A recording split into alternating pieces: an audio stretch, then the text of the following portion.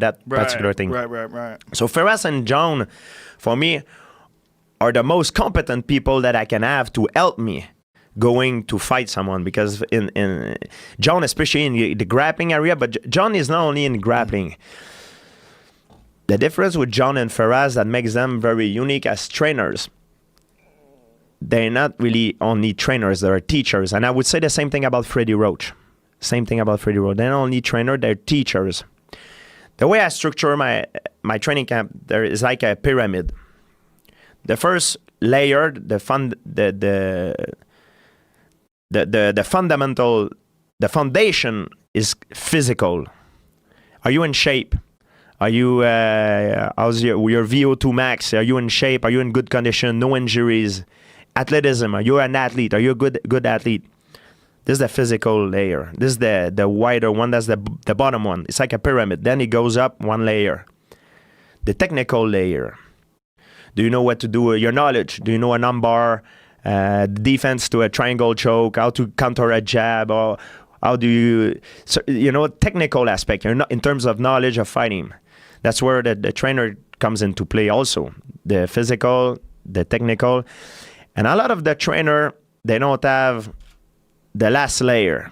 Or they only have one of those or two of those, but they don't have the three layers. That's where Ferras, John, and also I would say Freddie in boxing comes into play. But in MMA, especially Ferras and John, the tactical layer, which is the last one, that's what separates contenders and champion. There's a physical, the technical, and the tactical. Let's say we're equal. We're the same person. What's going to make the difference between me winning against you or you winning against me is the tactical. Because we're the same person. We're a complete replica. We're a clone.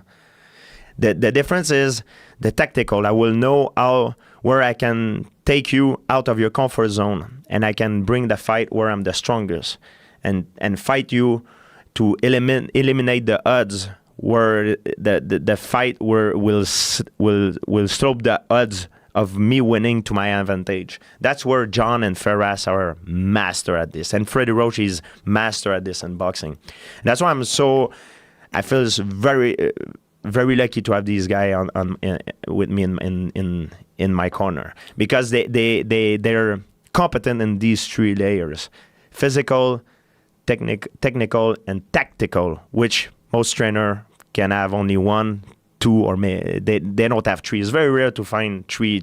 The trainer who can do these three things. So when you get to the tactical layer, is this something that you all agree on? Do you discuss it?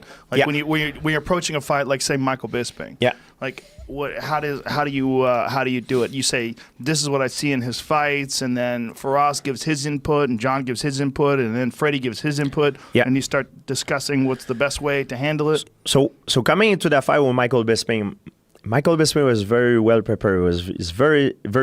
Has a very good team with Jason Perillo. So we were expecting.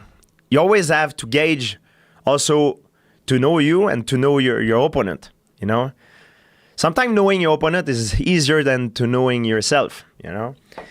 So you have to be realistic about your strengths and weaknesses and how you're gonna match up against your opponent.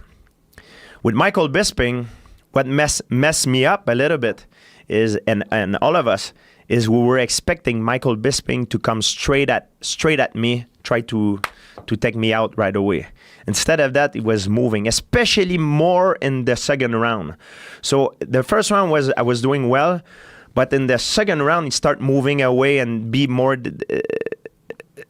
Instead of coming at me, it was more trying to running away from me. And that's why a lot of people, they said to me, man, because I lost the second round against Michael Bisping, and people was like, man, what happened to you? It seems like you slowed down a little bit. It's only that I slowed down. Is also I got hit with a very strong right hand, right on the bottom by a guy who maybe outweighed me 20 pounds, So it slows a man down. It's not that my cardio was bad. It's not.